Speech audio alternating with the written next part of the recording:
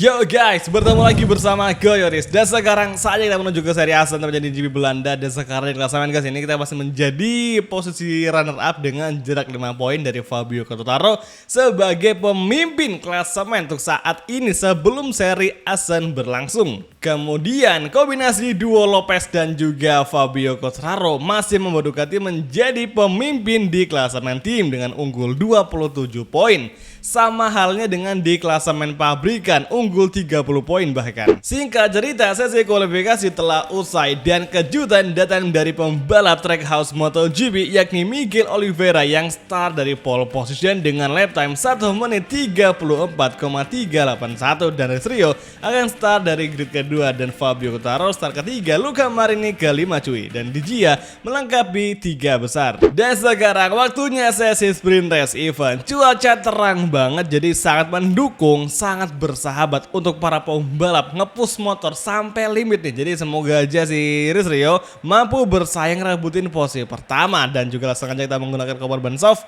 depan belakang dan bench yang kita persiapkan supaya sekarang kita udah ready untuk race MotoGP sprint race event. Let's go.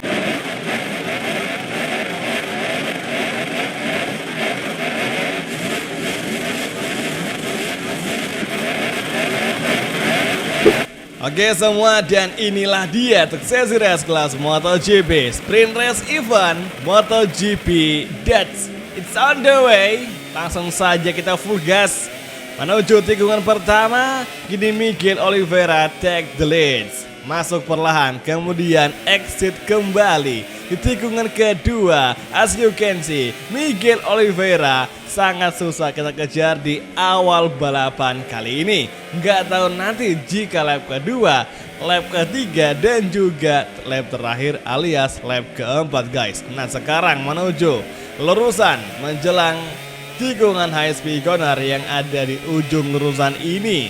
Nah di sini kita nggak mengaktifkan RHD karena RHD tidak terlalu digunakan.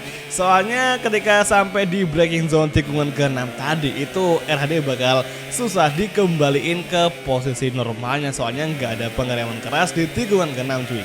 Nah sekarang tikungan ke-9 masuk perlahan.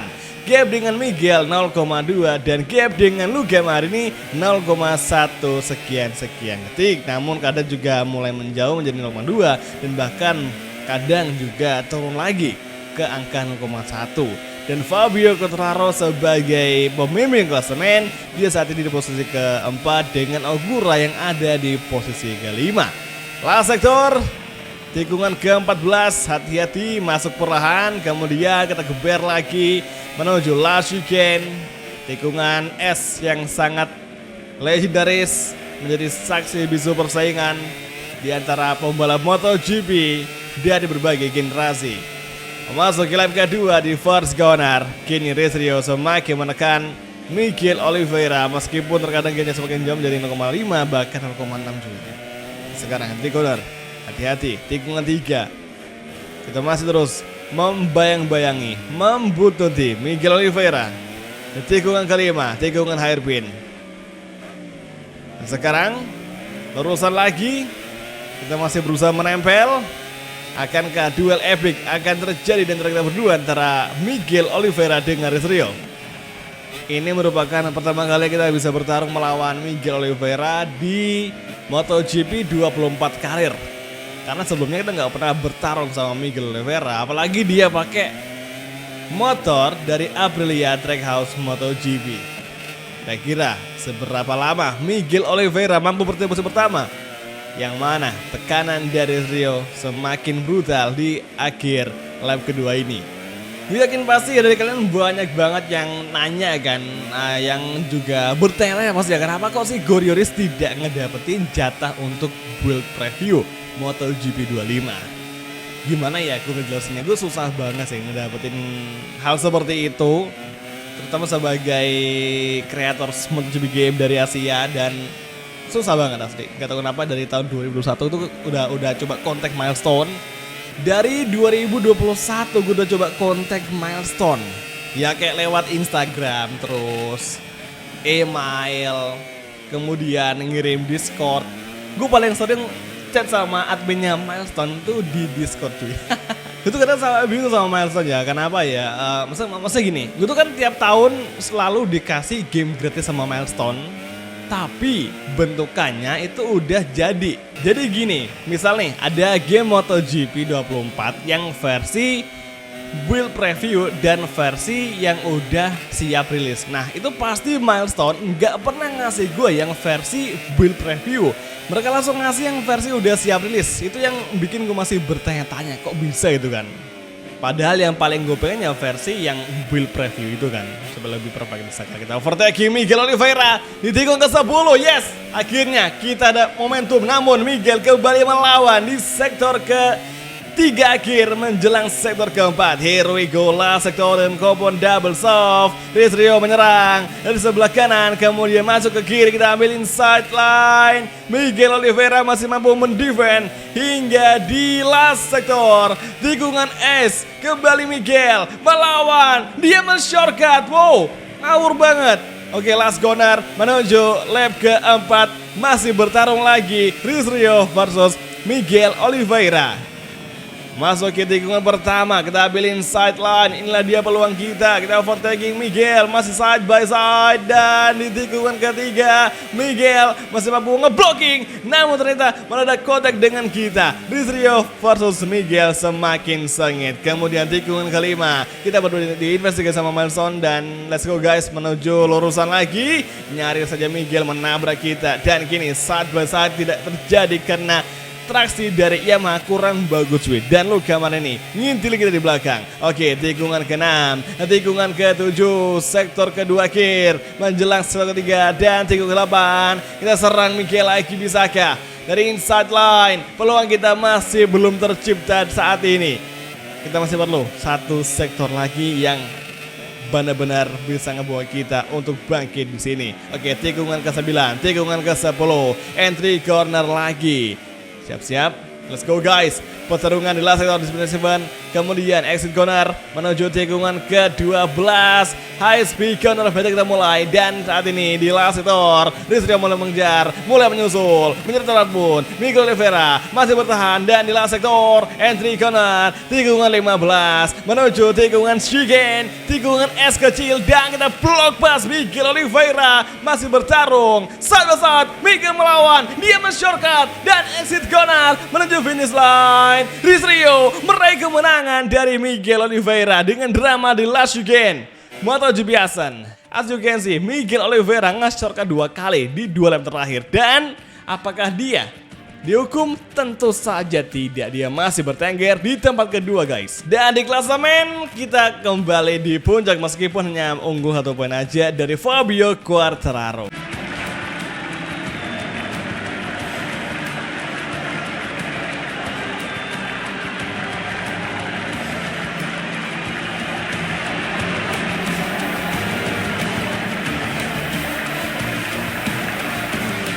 Yo guys, dan sekarang waktunya main race event.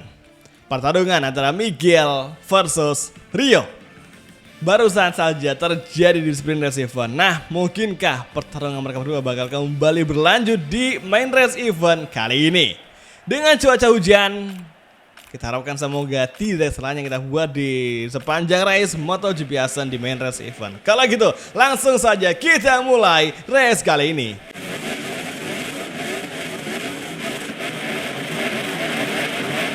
Oke semua, dan inilah dia main race event. Wet condition, TT Assen, Dutch Grand Prix, it's on the way. MotoGP Belanda, aneh banget ya, cuman di Indo doang yang nyebutin Dutch ini sebagai Belanda cuy. Oke, first corner, exit kembali menuju tikungan kedua. Dan sepertinya kini kita menjadi race leader di MotoGP Assen main race event. Bahkan sekarang, melebar kita. Nyaris saja kita jatuh gagal minyak kerap. Dan kini Miguel Oliveira kembali mengambil alih posisi pertama di MotoGP Assen main race event. Kembali lagi Miguel melawan. Kita berikan dia ruang terlebih dahulu supaya nggak terlihat agresif dan memaksakan diri. Masih kembali bertarung side by side menuju tikungan ke-6. Dan kini Rizrio masih mampu melawan. Bahkan Miguel pun cukup mampu melawan. Dan serangan datang dari Luca Marini di sebelah kanan. 3 rider terlibat di posisi pertama. perebutan posisi pertama. Dan kini Luka Marini kita overtaking di exit corner. Menjelang tikungan ke-9, race leader kita kuasai lagi oleh pembalap Yamaha YZR M1 Gauloises MotoGP. Sementara itu Fabio Quartararo sebagai musuh utama kita di musim ini, yang tadi sebelum masuk ke seri Asan dia menjadi puncak klasemen, pengisi puncak klasemen, sekarang dia masih tertahan di tempat keempat. Kalau ngomongin soal performa tadi di balapan sprint, itu Fabio Quartararo kurang bagus sehingga kesempatannya untuk mempertahankan puncak klasemen dari ancamannya Rizrio itu tergolong susah. Jadi akhirnya sekarang Fabio Quartararo diatur balapan MotoGP sprint itu kita geser lagi dengan ya meskipun kita hanya unggul 1 poin saja. Lap pertama seperti biasa saling overtaking karena emang masih berdekatan jaraknya. Nah saat ini mulai lap kedua, kira-kira siapa yang bakal bertahan hingga di akhir balapan untuk bertarung di posisi pertama? Apakah kita bakal mengacirkan diri atau mungkin nanti Luka Marini Miguel bakal nyerang lagi? Atau mungkin bakal ada drama yang tidak kita sangka-sangka akan terjadi. Let's see aja, nanti kita tunggu di beberapa race depan, di beberapa lap ke depan, apakah bakal ada drama yang kita perkirakan. Nah sekarang terusan lagi menjelang tikungan ke-6. Luka Marini tinggalkan 0,7, tapi di sektor kedua ini mulai tikungan 6, 7, 8 itu kalau hujan itu nggak terlalu berani ngebut ya di sini karena cukup tricky. Plus juga pengereman itu susah banget untuk pasnya guys. Jadi kita sebisa mungkin pelan-pelan aja nanti menjaga kestabilan race pace-nya kalau di beberapa sektor yang kita emang bisa kenceng. Seperti di sektor ketiga atau mungkin sektor keempat itu kita lebih kenceng daripada di tikungan 6, 7, 8. Nah sekarang Luka Marini memiliki gap 0,7 dari Rizrio. Bahkan kadang sering turun, kadang juga sering naik, bahkan hampir 0,9 detikan. Kita gambar lebar kembali ke sisi lain, dan apakah kita bakal terlimit? Sepertinya tidak, karena kita nggak ngedapetin manfaat dari manuver tersebut. Lap kedua hampir selesai dan entry corner tikungan chicane. Update posisi masih Luka Marini posisi kedua dan Miguel ketiga. Terus Fabio Quartararo posisi keempat, Marco Bezzecchi kelima, di G6, Alonso Lopez ke-7 dan Jorge Martin di tempat ke-8. Dan siapa sangka Alonso Lopez menjadi fastest lap of the race di cuaca basah ini. Kombinasi duo Fabio sama Alonso Lopez, mereka mampu untuk mempertahankan posisi puncak bagi Ducati Lenovo di klasemen tim dan juga di klasemen pabrikan. Itu luar biasa banget.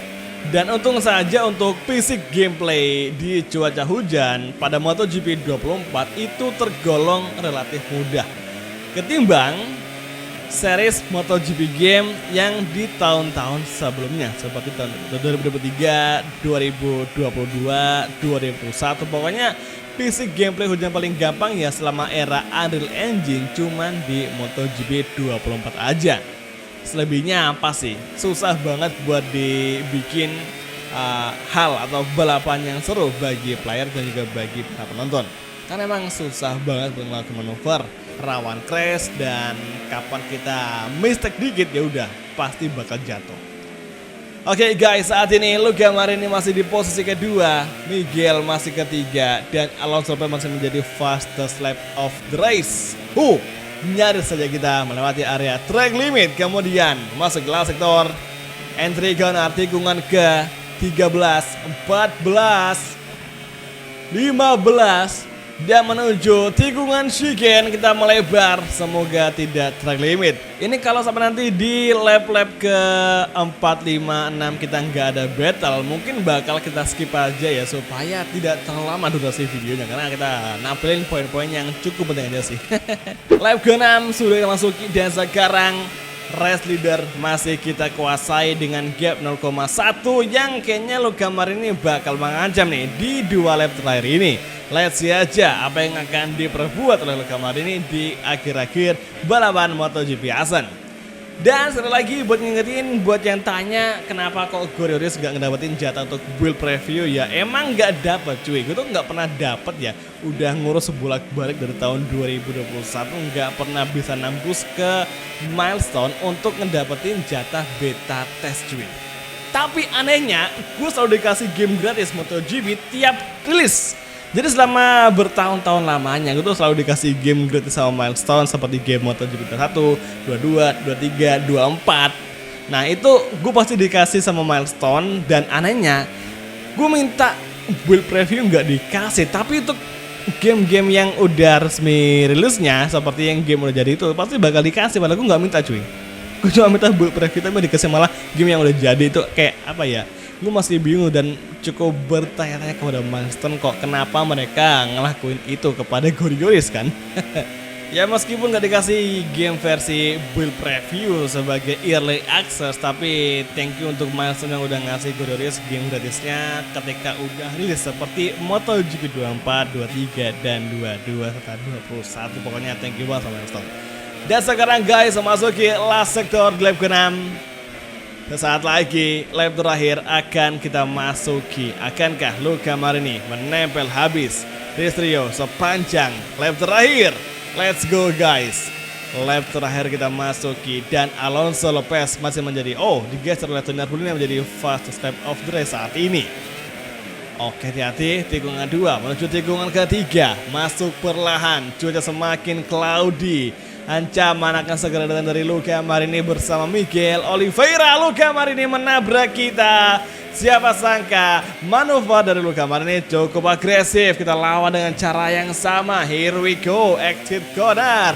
Masih side by side. Bahkan sekarang Fabio Quartararo masuk di persaingan 3 besar menuju tikungan ke-6.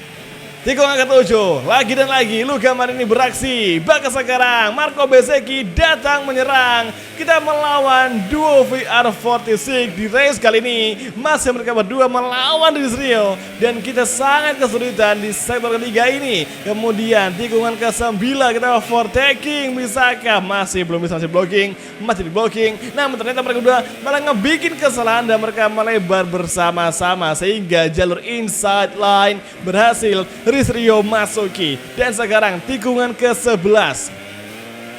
Sektor ketiga hampir usai. Memasuki sektor keempat. Inilah dia saat-saat terakhir di MotoGP Main Race Event untuk Dutch Grand Prix. Here we go, menuju tikungan 16 dan juga 17.